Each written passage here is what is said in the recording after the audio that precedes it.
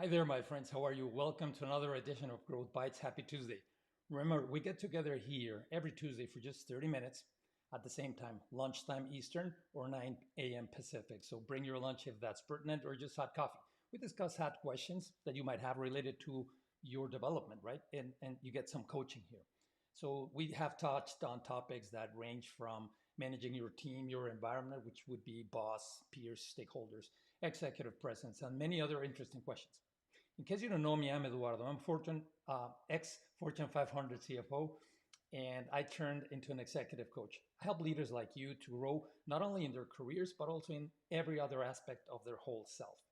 So what we do is they stand out from the rest, or what happens is they stand out from the rest. They're recognized for faster growth, earmarked for more and faster promotions, and they become more complete.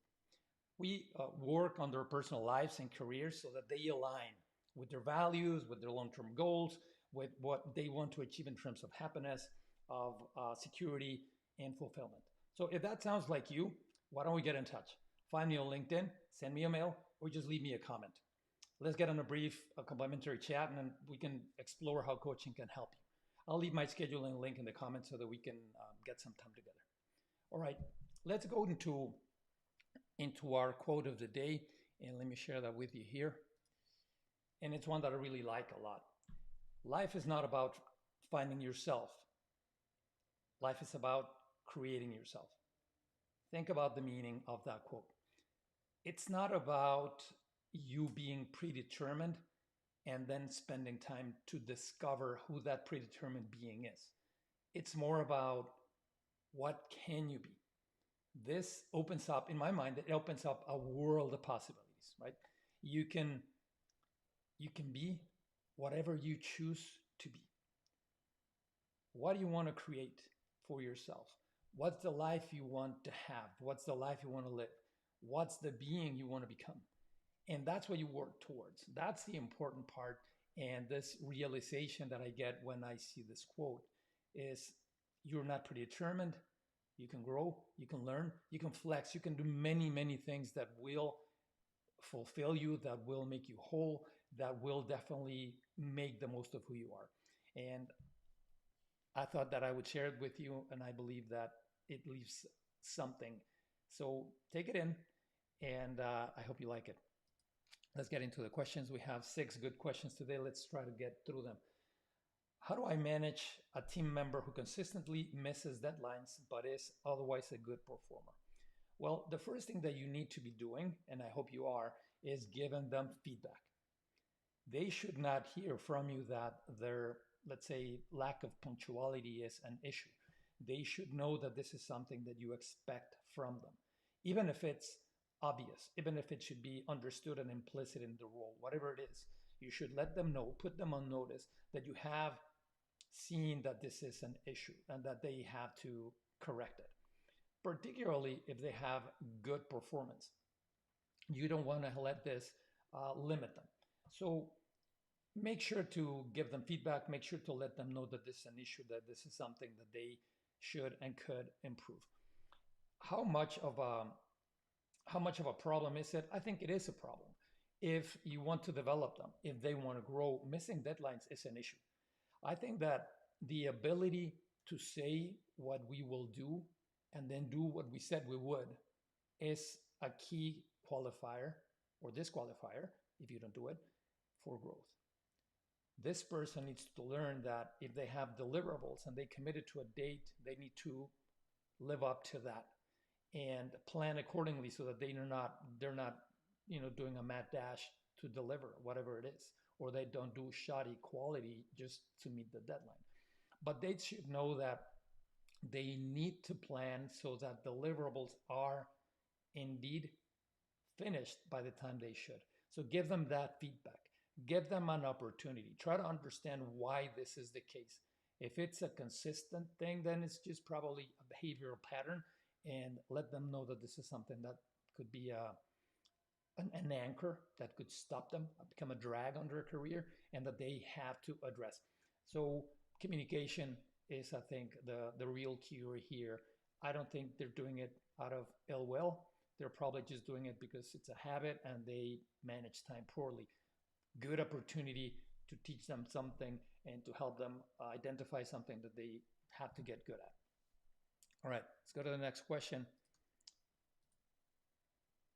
What strategies can I use to stay motivated when facing career setbacks? Okay, this is an important question. See, frame them as learning opportunities, right? The first thing you need to do is not to see them as a failure, but see them as a learning opportunity, an opportunity to get wiser, to become bigger, and to become stronger. So one of the things that you could do is just set short-term goals so that you see that that setback is just that, it's just a setback. So as you climb out of that trough, out of that hole, set short-term goals that you can achieve and feel confident about. Get a mentor, one or more. Talk to your colleagues if they're in the same industry, in the same company, in similar roles. Don't keep it all inside. Don't suffer alone, my friend. One of the most important things that you need to realize is that you're not alone. Accept encouragement. Sometimes we are tempted to believe or act like we don't need any support, like we don't need any help. We do. Why not open yourself up to taking the feedback and taking the help? Listen, nobody's perfect. Setbacks are the price that you pay for the education, so give yourself some grace. Don't be too hard on yourself. Celebrate small wins. Never forget, you pay the tuition, now make sure you get the education, right? Another important thing is continuously develop your skills so that you stay sharp and resilient. That's a good way of staying ahead. Be positive about it. Don't be gloomy. Don't be depressed about it. Don't let your team see you, walking around with a little cloud raining on you, because setbacks are natural. They need to see you taking them in stride, learning from them, growing, and getting stronger. That gives them inspiration too. And when they face their own setback, they can also act accordingly, like they saw you acting, right? So a creative, productive environment, I think is really, really important when you face a setback. Convince yourself, believe that you're going to be able to get through it and that you're going to learn from it. Important, take care of your mental well-being and of your physical well-being. Take breaks. 1 minute is better than nothing. With someone is better than with no one. Outside is better than inside. But whatever you do, make sure that you are taking frequent breaks, even if they're super brief. Meditate. Find other things to do. When you're taking your break, don't talk about work. Don't think about work. Just think about whatever else. Listen to news, music, whatever you like, but don't keep your mind on work, because that's not a real break. So that's important. Visualize your long-term success. That would be another thought, right? Keep your eyes on the prize. If you fall, if you trip, if you scrape your knee, knowing that you will get to an end state that motivates you is the best way for you to just brush off and keep moving. Keep your eye on the prize. Keep that in mind. So keep taking action, even if it's small steps. And then finally, I would advise that you get guidance from mentors, get a coach, and see if there's any role model that you can think of, and think about how they would be handling the situation. Talk to them, get advice. Again, you're not alone. Great question. And I believe that setbacks are just a price we pay to learn. It's very, very rare that you just learn and your career goes smoothly. There's always something that will be a challenge that you will need to learn to manage. And I love that you have this in mind. Let's go to the next one. How do I align my team's goals with the overall company strategy in times of uncertainty? Well, this goes back to something that I always say in these conversations, which is communication is never enough. There's no way to exaggerate in the amount of communication that is necessary between you and your team. So let them know what's going on, what is the uncertainty about, what does this mean for them. If you don't know, let them know that you don't, and let them know that you are doing something about it so that you can give them better direction. And that said, this is a great opportunity for you to liaise with people who are above you in the hierarchy. So go and talk to your boss, go and talk to other senior stakeholders and ask, what are our priorities now? Does this affect our strategy? What do you believe is going to be necessary for our company, for our team, for our organization in order to face whatever the situation might be? So get more frequent communication and feedback as to what's changing. Make your goals also a little bit shorter term, because the long term might be very different based on rapidly changing situations, or there's a lot of uncertainty. You cannot necessarily plan for the longer term. Then start thinking of the big picture that you can get from these conversations, but translate that into shorter term objectives and goals so that you can meet each one of them progressively, and then that'll lead you to where you need to go. That'll also give you the ability to motivate your team as you go along. It's been proven scientifically that every time that you have a goal that is nearer you, you're going to be a lot more efficient, a lot more focused to get to it. And when you get to it, if you celebrate it, however small the celebration, that'll bring up that endorphin in your team. It'll make them feel good. It'll make them feel proud, and it'll give them more motivation and more engagement. So make the most of it. But the most important part is what I already mentioned: communication. Go and ask. This will give you a good opportunity to make that relationship stronger and show yourself as somebody who wants to understand and who is seeking how to best deliver to the benefit of the whole team. So that's a great question, but I would say that's a good way to handle that. Okay, let's go for the next one. How do I develop emotional intelligence to improve my leadership skill? This is a very important question, and I would say that the best way to do that is probably let's think about what the components of emotional intelligence are. The first one is self-awareness, right? So reflect on your emotions. Self-awareness is be aware of what you're feeling, how you're about to react, understand what are your triggers. And by triggers, I don't necessarily mean in a bad way, right? Like triggers that will make you blow up. Think about triggers that could freeze you up, triggers that might indeed set off a chain reaction of an explosive, temper, if that's your case. Something that might always confuse you.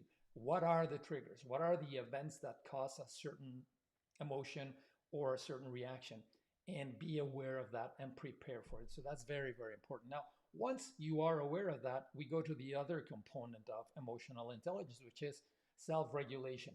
So what happens when you notice that one of those triggers has been, triggered, has been tripped?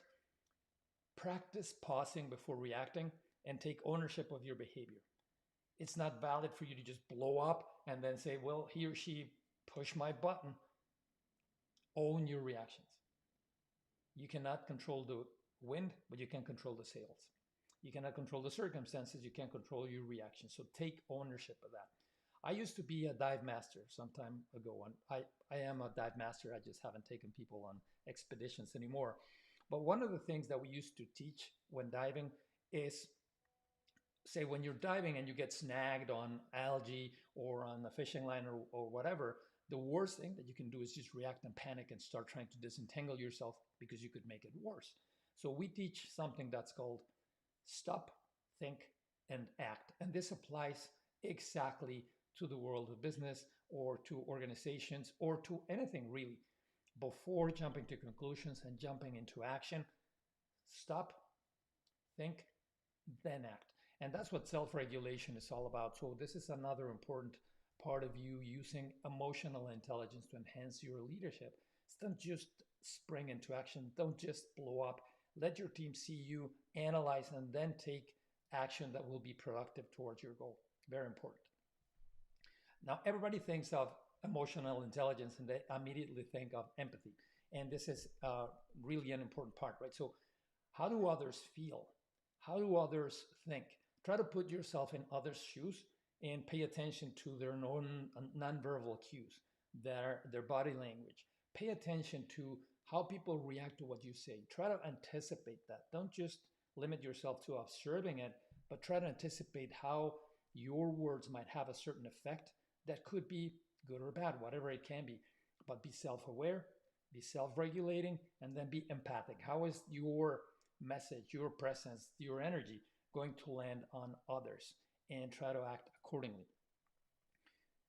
If you follow me, and I hope you do, You've heard me talk about know what you want to do and know why you want to do it. So your what and your why. And this is super important when you think about emotional intelligence and how to apply emotional intelligence to your leadership. It's because one of the other components of emotional intelligence is motivation.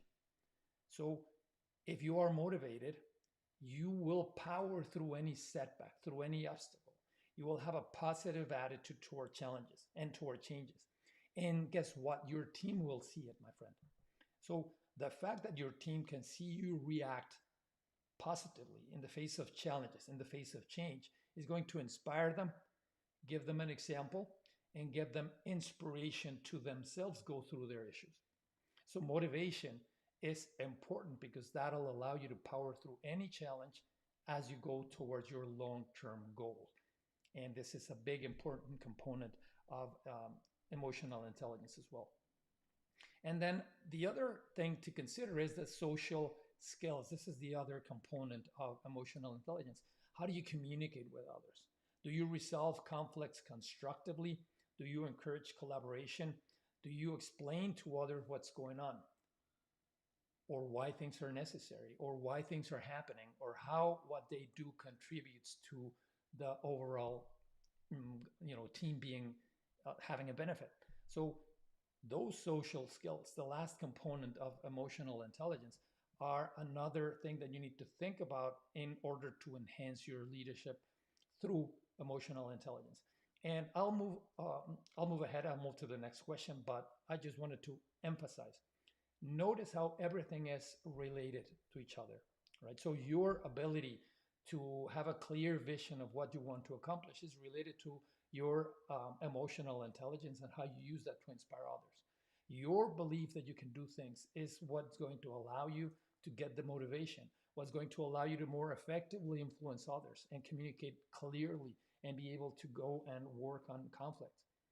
That's what's going to allow you to understand yourself so that you know your reactions, you know the impact you have on others, you know how to regulate your own reactions, your own emotions, your own energy.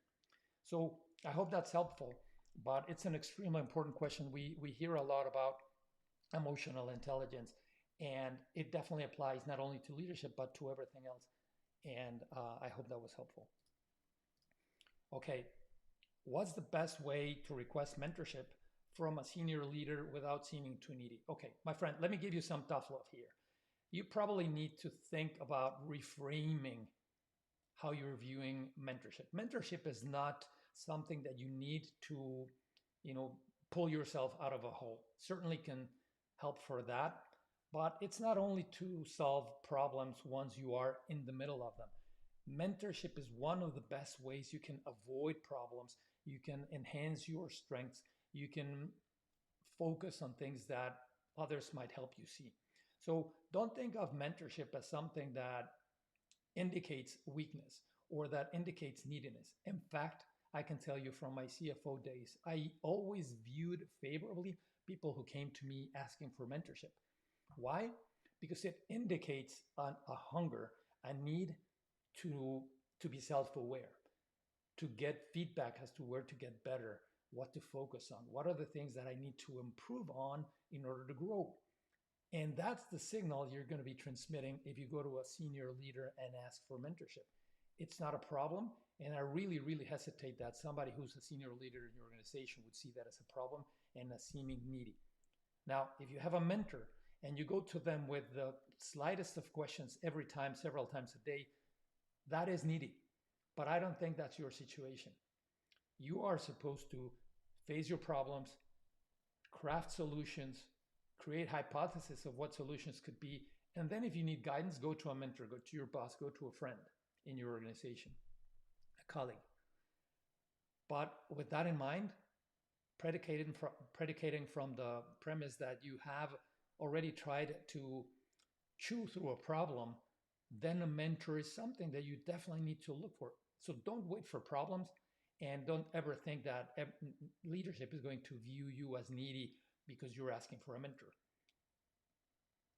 They're going to see you as somebody who cares about their career, who cares to become better, and who cares to contribute more. So I would encourage you, whoever's watching, Go and look for mentors. Benefit from their knowledge, from their political juice, their connections, their network. I hope that was helpful. Okay, and we're on to the last question. I think we're going to be okay on time, and maybe we can give some back. So, last question. My voice, excuse me. The last question is regarding burnout. How do I recover from burnout while maintaining high performance at work? Okay, I want you to analyze that question. Let's think about what we have discussed today. I'm going to give you like a 30-second break here or less. Just think about it, my friend. It's important to think about burnout in the context of high performance. So I'm going to answer this question from the base or from the assumption that you are high performing, as you indicate by your question. Burnout is a function of how sustainable is the energy that you're devoting to something. So the first thing that I would advise you to do is make sure that your work is something that really inspires you, that you feel engaged by. And if not, then analyze why that could be the case. It could be your peers, it could be your boss, it could be the company, it could be the culture, it could be many, many things. But try to understand why your inspiration, your engagement, your energy are not where they need to be. If they are high, chances are that you're going to go a long or a longer time without feeling like you're burning out. Now, even if you love your job, even if you like what you're doing, if that's all you do, then you will feel eventually like you're burning out.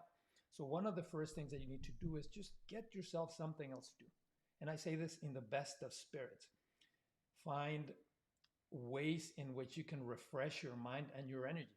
Read a book, exercise, take a walk, break your mind off of whatever it is you're focused on for little spans of time. Don't see vacations as a sign of weakness or a sign of slacking, right? You're not a slacker if you take vacations. That's actually a healthy thing to do. So make sure that you are giving yourself enough time to recharge your batteries and act accordingly.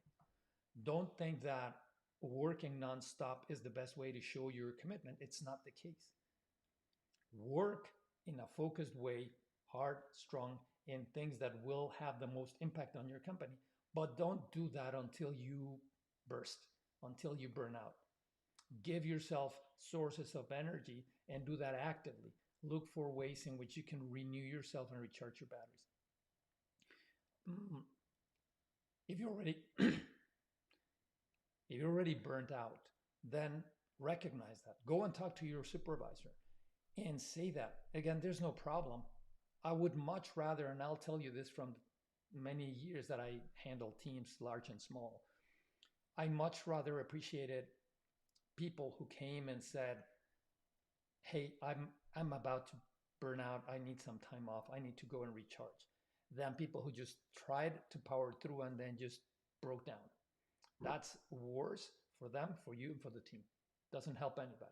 So make sure that you yourself communicate effectively where your state of energy is. Understand it first, analyze it, take breaks, do the things that we discussed, but also talk to your supervisor if you already are at that point.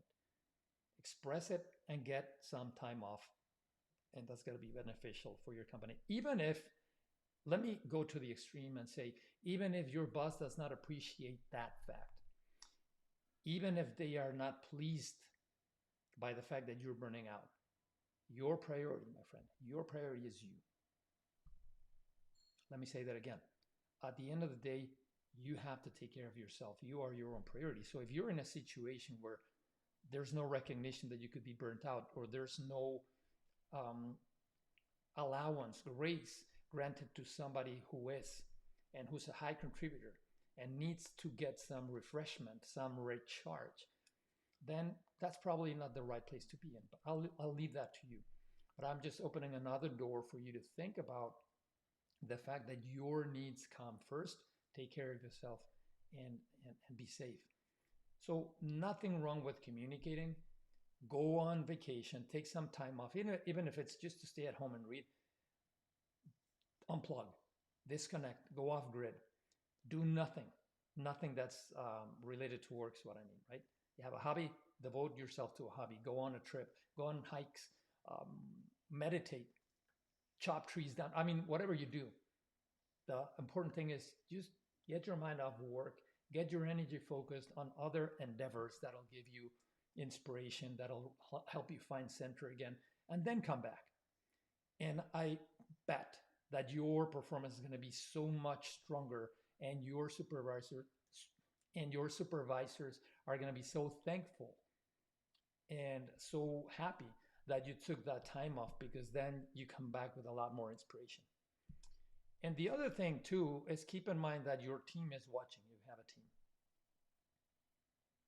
If you have a team, they're watching how you manage your own time, your own energy.